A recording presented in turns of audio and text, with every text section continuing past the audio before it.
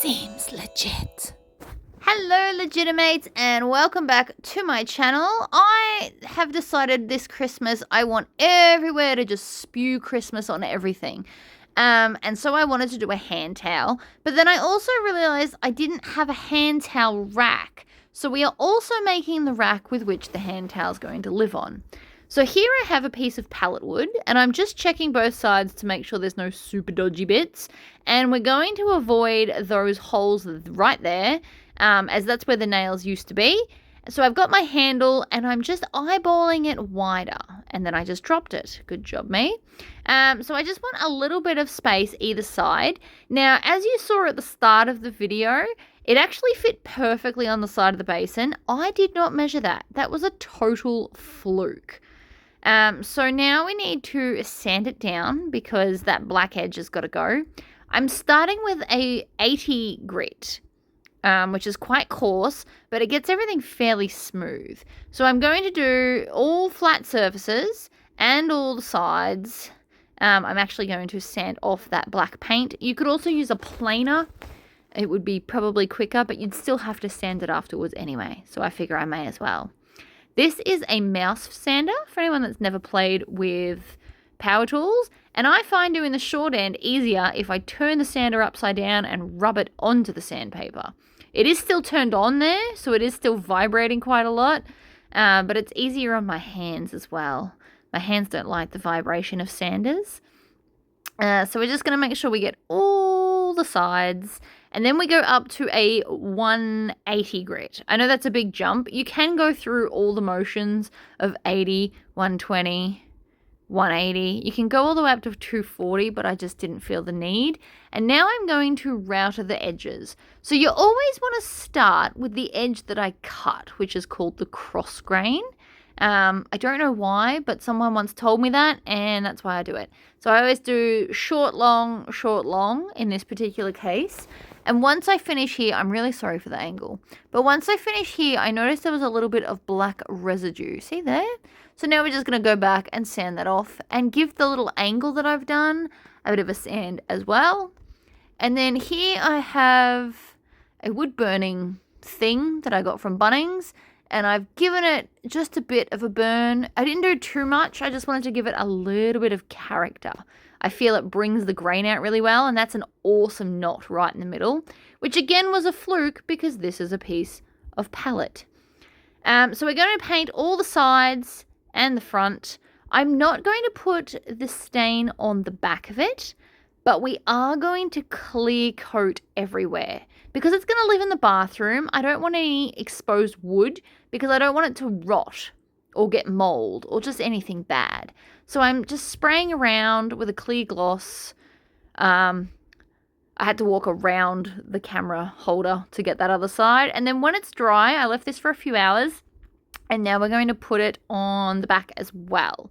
So I'm going to put a really healthy coat. I say healthy, it really just means a lot because I want to make sure that it's very sealed. You can also put a second coat on as well.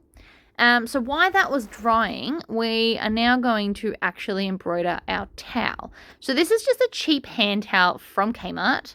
And I had to go and also get some interfacing. This is a 1 meter sample pack that you can get from Echidna. There's Echidna stores everywhere. It was cheap. It was $20 to get a 1 meter pack of 4 different types. We're not going to use 2 of them today, but you need 2 different types of interfacing to do a towel. So we've got the top one there is this water soluble stabilizer, and then the other stuff I think it's called water sol or something. So the one that looks more like fabric goes on the bottom, and then the clear one goes on top. So I'm just going to hoop this up in the very corner so that I waste as little as possible. And you can see I've actually got some double-sided tape on the thicker parts of the frame. I find it easier to grip onto stuff and make sure everything fits. So you can see here, I really don't want to waste much. Waste not, want not, I believe is the saying. So I'm going to hoop it up as a whole piece and then just cut around there with some scissors, which I had to turn around and grab, and then I dropped. So it's fine. It is quite easy to cut. It's basically like a non-woven interfacing, but will wash away in the shower. And then this clear plasticky looking stuff goes on top. It will also wash away in some warm water. I actually will be putting mine fully in the washer and dryer because you could sit there and do it, but I really can't be bothered.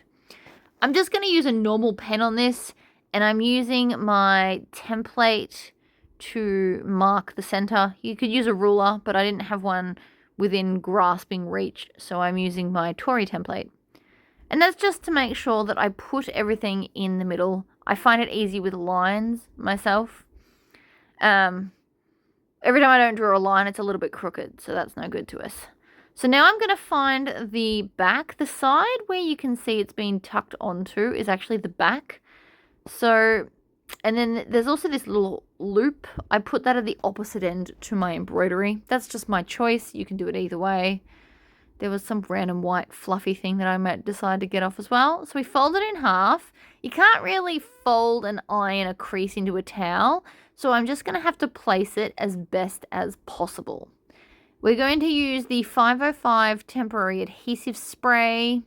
This stuff is awesome, but don't spray too much on because it is wet. We don't want to lose any integrity from our interfacing, but you also need to make enough that it's going to hold the towel. So I'm going to put my design really close to the bottom, and I bring the hoop close so I don't have to drag all the towel everywhere. And then I'm going to line up that center, push down one half, and then open the towel and kind of smush it over as well.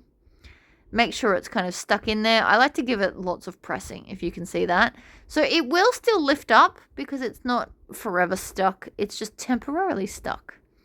And then I'm going to spray the entire area and put my water soluble on the top.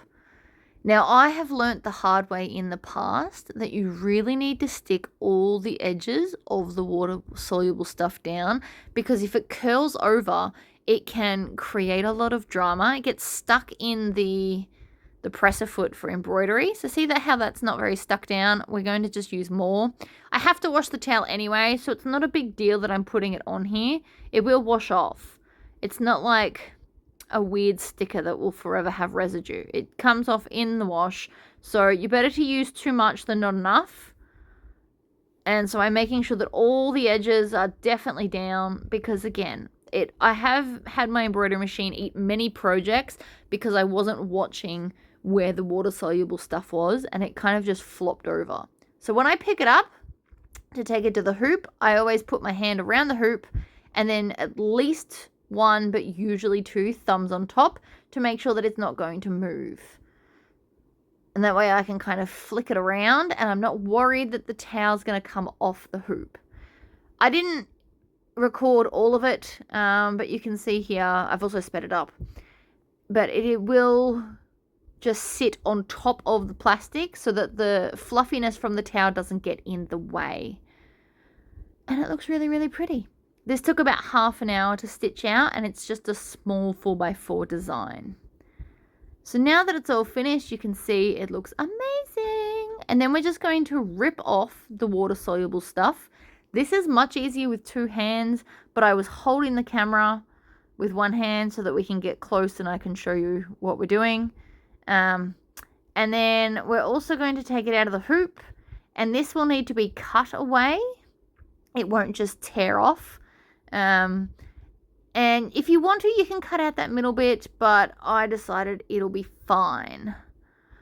So now that everything's dry, let's go back to putting the actual handle on. I have an erasable pen here, and I'm eyeballing the center. Now, you probably want to measure. However, I'm pretty good at eyeballing the center, so that's what I've done. And I've put a little cross mark, and then I'm going to put some wood underneath. I find by having the wood underneath, it drills through better. I'm also going to put some pressure on it so it doesn't move around. It is ideal. So again, pushing down, and then it's just a drill bit that's about the same width as my screws. Now, I'm not going to show you the full install process because my arm got tired, but basically we're just going to hold it up where we want it, and I'm going to drill through the sides. Now, this was the first time I realized that it actually fits perfectly on the side. It was total fluke. I don't know how I managed that, but I'm very impressed with myself. So I'm just going to drill all the way through the side and the other side. I am now going to hold it and make sure that it's square. I'm pretty sure it was, but my paranoia, I don't want to have to drill more holes if I can help it. So we're going to go in there, drill through, and then you just push the screws from the back to the front and include the tail part on the top. And then it just hangs there and looks fabulous. My current theory is if I can do it, any of you can do it too. So if you liked this video, please click the like button and subscribe to see more of my videos. See you next time.